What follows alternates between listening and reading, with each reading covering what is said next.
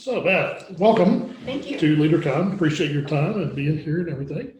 Just to begin with, maybe tell us a little bit about yourself and how you ended up at First Richardson. Sure. Well, my name is Beth Smith, and I have a husband, Kip, and 3 daughters, Alexandra, Mackenzie, and Isabel. And as I was raising my girls, there came a point in time as a stay-at-home mom that I decided, I really feel like I need to go pursue my career again. And so I started off with First Richardson as a conference coordinator for the Large Church Initiative Conference. And Clay brought me into the office and said, in our strategic vision of 2010, we talked about something called leadership development. And we're curious if you might stay on and begin an initiative and help us through this process. And so I went on staff and started developing a process for our laity that we're very excited about. So we're about actually 5 years into our programming with that. Great. And so help me understand, y'all have a certain name for it, right? Yes. It's not just leadership development. Tell me a little bit about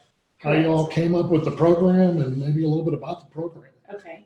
The brand name is called Leadership First. That is the leadership development brand name at First Richardson. And we initially brought some lay leaders together, a group of 12. We figured it worked for Jesus, and that might be good for us. That's a good number. Yes, and so we brought in 12 individuals from throughout the congregation who had steeped in tradition with the church, 30 members and the newer members. And we started talking about where we saw gaps within our ministry areas and opportunities to help provide some sustainability, possibly some training opportunities. And we initially looked at the different ministry areas and determined that there wasn't a whole lot of consistency.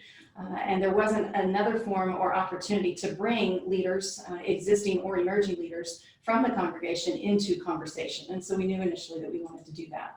And we developed a process that consists of 5 weeks. It's 3 hours on a Sunday for 5 weeks. So people are committing to 15 hours of time with us. And we have some very specific curriculum that we put in front of them each day. And it has become integral to First Richardson. Okay. Leadership First is a movement to provide sustainability, growth, and leverage for the future of FUMCR. We see this as an opportunity to help with continuity for our church, and not only for the benefit of our church, but the benefit of the individuals and the community around us. If we ask the question, if First Richardson were not to exist tomorrow, would we be missed? We want the answer to be an emphatic yes.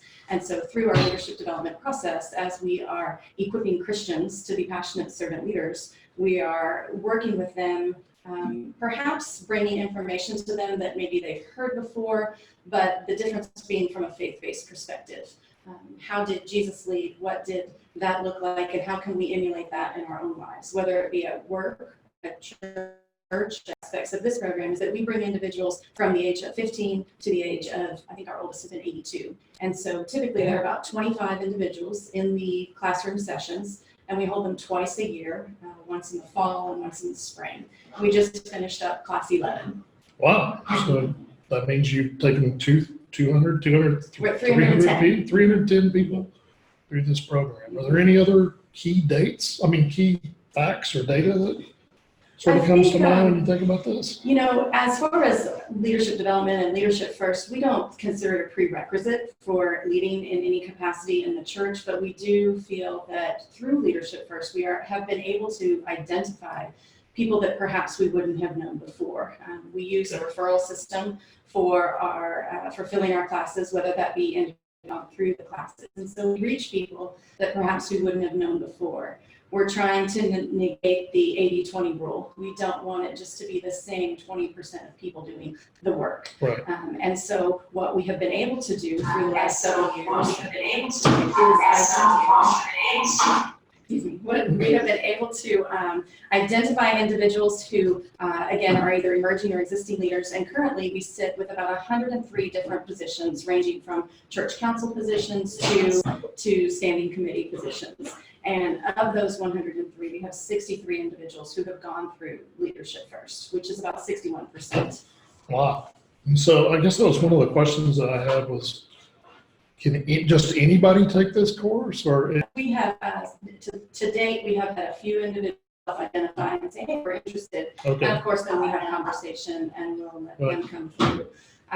But we also are very intentional about the way that we build our classes. So we want to make sure that we have individuals with varying longevity within the church, experience with Methodism, experience with leadership, and ages.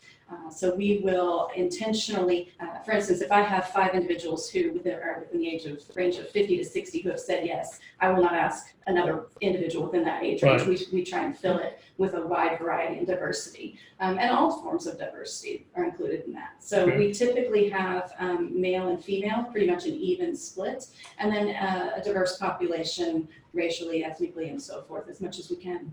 Great. And so does this information then go to your nominating committees? I mean, are they? So I have the good fortune to sit on the nominating committee as well. Okay. And so we are able to then know a little bit more about the individuals that are whose names are being presented. We have a wider pool of individuals to draw on, we have found. Again, it's not a prerequisite, but we do have increased the pool of individuals and folks that we perhaps could bring up in that nominations meeting. The key, I think, results that we're seeing from this is with First Richardson being a large congregation, it helps us to make our church feel much smaller. The relationship building is one element that we have had amazing results in really helping folks connect with each other.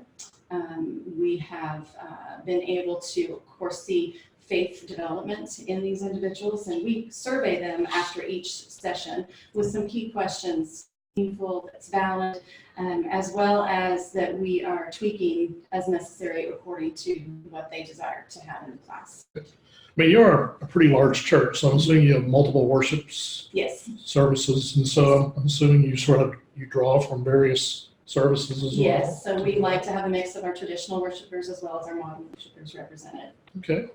So give us an example maybe of one person that's gone through the program and maybe how has that impacted their life? It's hard to pick just one. It's really amazing. We always do follow-up conversations with the individuals, and we have a one-on-one conversation at the end.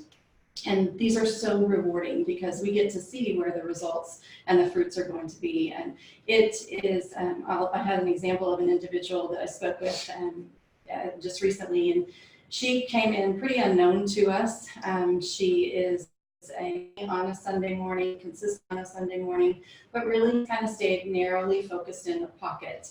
And just as we were talking through where she might want to serve, what she might want to do, there are 5 different other opportunities, and she's signed up for 2 of those that we've identified.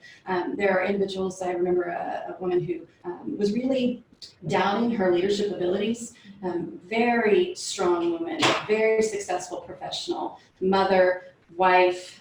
You would think that there was a lot of confidence built in there. And what she indicated to us after going through was that somehow God had worked within her to really instill confidence so that the executive committee or chairperson role that she had on one of our nominations, or in one of our standing committees, she felt equipped then to actually hold that role. And so we never know how God's going to work in that room.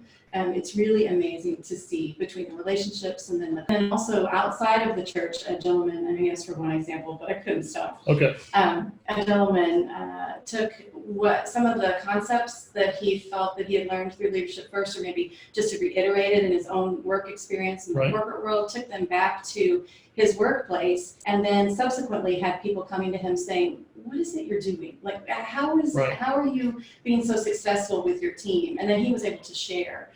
So we love to hear stories about our curriculum and content and being taken out and applied outside of the church and in everyday lives. Beth, I can't thank you enough for just joining us and sharing a little bit of, we could probably spend 30 minutes on this, I'm sure, if not hours. But I do want to just say, y'all have something unique. I don't know of many churches that are doing this, and I just think you ought to be really proud of what you've created and everything else. Okay? All right. Well, that's going to end our slide up at this point, but as I said, we had a computer go bad. So what we're going to do is just sort of turn the camera and the microphone off, and don't leave. We're going to move the chairs around, and then we'll be right back.